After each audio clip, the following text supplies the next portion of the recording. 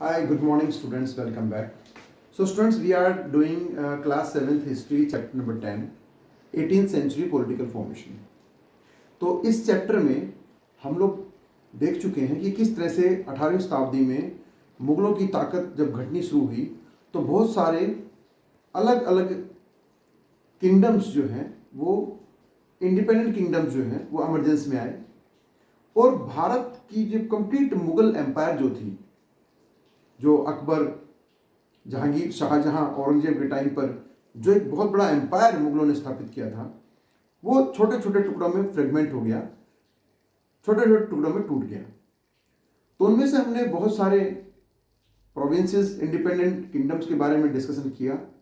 आज हम लोग सिखों के बारे में, सिख कम्युनिटी के बारे में, कि कैसे ये सिख जो एक रिलीजियस कम्युनिटी थी, गुरु नानक के द्वारा शुरू किया गया एक रिलीजियस सेक्ट था, कैसे मुगलों के अत्याचारों के अगेंस्ट एक मिलिट्री कैंपेन, एक मिलिट्री ऑर्गेनाइजेशन बन गई और फिर राजा रणजीत सिंह के टाइम पर इंडस से लेकर यमुना रिवर तक का एक एक्सपेंडेड जो है किंगडम एस्टेब्लिश हुआ। तो ये दोस्तों शुरू करते हैं।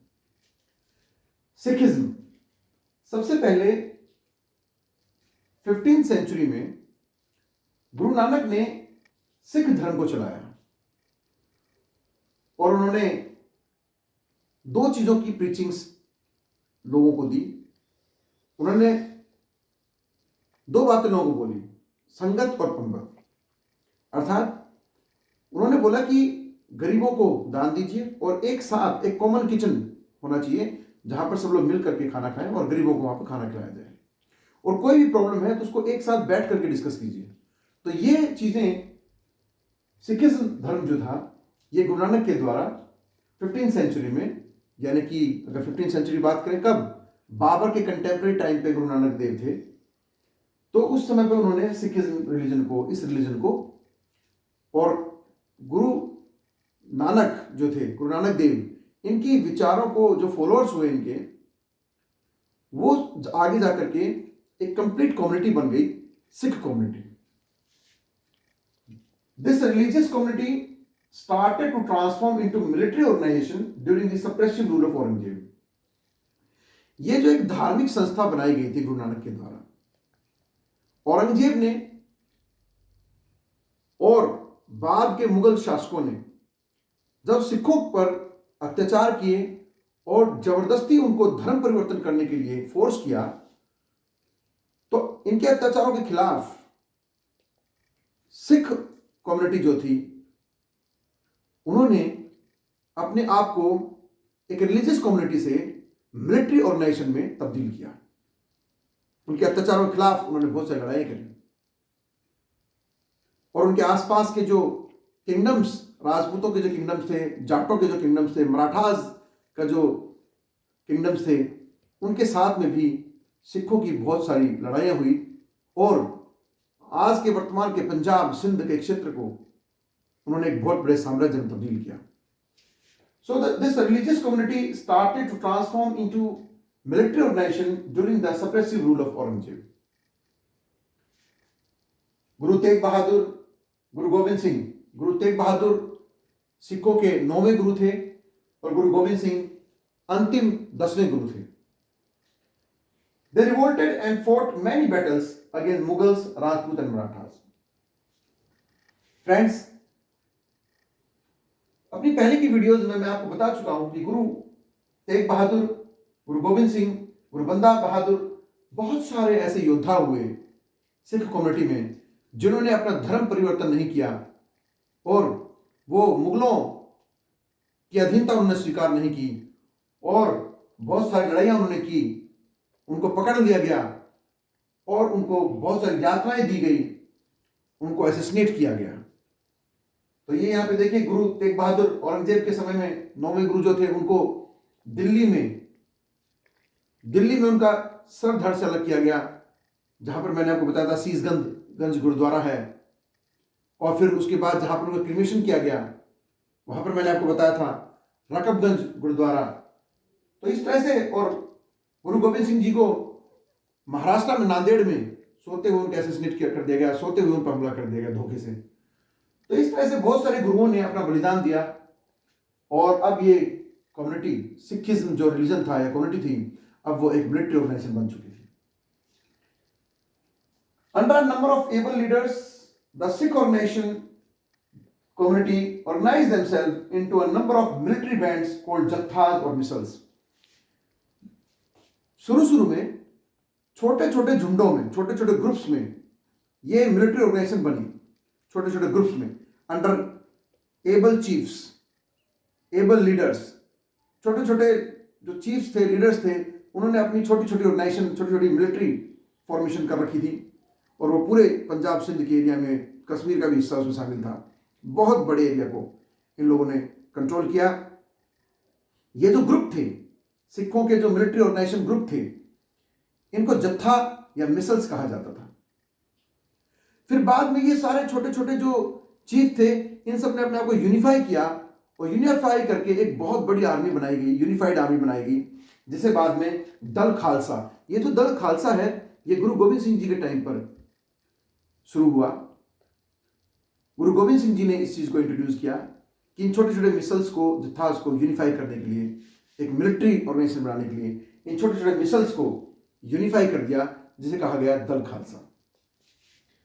सो these misls were combined together by Banda Bahadur later and Raja Ranjit Singh, which was called Dal Khalsa. तो इस प्रकार दोस्तों, गुरु गोविंद सिंह जी की डेथ के बाद 1708 में गुरु गोविंद सिंह जी की हत्या कर दी गई थी। इनके बाद बंदा बहादुर ने कमान संभाली और इन सब मिसल्स को मिला करके दल खालसा को लीड किया। लेकिन 1708 में फर्रुखशियार के टाइम पर बंदा बहादुर को, फर्रुखशियार के टाइम पर 1716 में, 1715 में बंदा बहादुर को अरेस्ट कर लिया गया फर्रुखशियार के टाइम पे, और 1716 में बंदा बहादुर को भी असैसिनेट कर दिया गया। ऐसे बहुत सारी कुर्बानियां सिखों ने दी।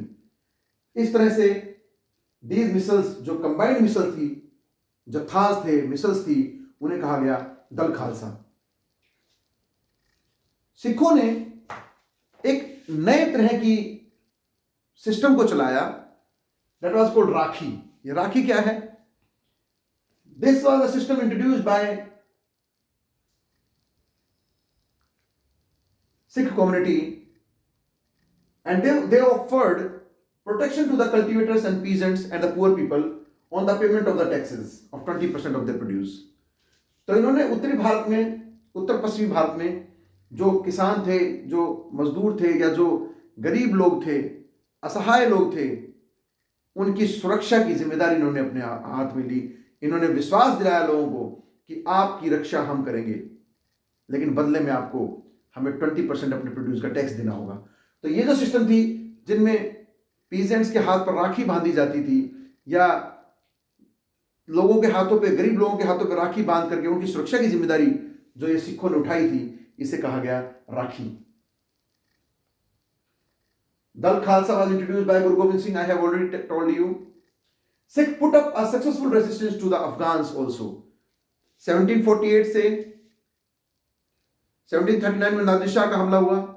उसके बाद 1748 से 1761 तक अहमद शाह दुरानी अब्दाली का जो हमला हुआ, उस समय इन सभी मिसल्स ने मिल करके अपने साम्राज्य के, अपने लोगों की सुरक्षा की और एक बहुत बड़ा चेक एंड कंट्रोल जो था वो आउटसाइड इन्वेडर्स को इन्होंने दिया। बहुत स्ट्रॉन्ग रेसिस्टेंस इन्होंने दिया, इन्होंने खड़ा किया और इस एरिया को प्लंडरिंग से बचाया। फिर बाद में महाराजा रणजीत सिंह 1799 में महाराजा रणजीत सिंह जो थे वो पंजाब के राजा बने और उन्होंने फिर दोबारा से जो इन इस तरह के पानीपत की थर्ड बैटल और बाकी की लड़ाइयों में, मराठास की लड़ाइयों ने और राजपूतों के इन्वेजन्स ने जैसे सिखों को दोबारा से छोटे छोटे ग्रुपों में डिसइंटीग्रेट कर दिया था, फिर महाराजा रणजीत सिंह ने इनको रीयूनाइट किया और सिख किंगडम को दोबारा से सिंधु नदी से लेकर के और जमुना नदी तक, यानी प्रेजेंट डे का जो पाकिस्तान सिंध है, वो हरियाणा और यूपी तक का बहुत सारा क्षेत्र, दिल्ली आगरा में इनका डोमिनेंस काफ़ी एस्टेब्लिश हुआ और एक बहुत बड़ी किंगडम महाराजा रणजीत सिंह यानी सिखों की बहुत बड़ी डायनेस्टी स्थापित हुई। तो दोस्तों, इस चैप्टर के अंदर लगभग हमने सभी पॉइंट्स को डिस्कस कर लिया है।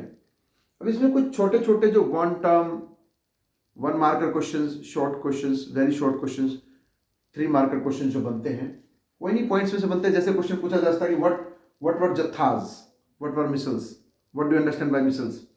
तो these were the small organizations, military organizations under the leadership of small chiefs, able chiefs. इसी प्रकार को पूछो दल खालसा क्या था? It was introduced by Guru Gobind Singh and it was the band of military unified form. Okay, so thank you so much. This chapter is over and now we will meet again with new chapter. Thank you.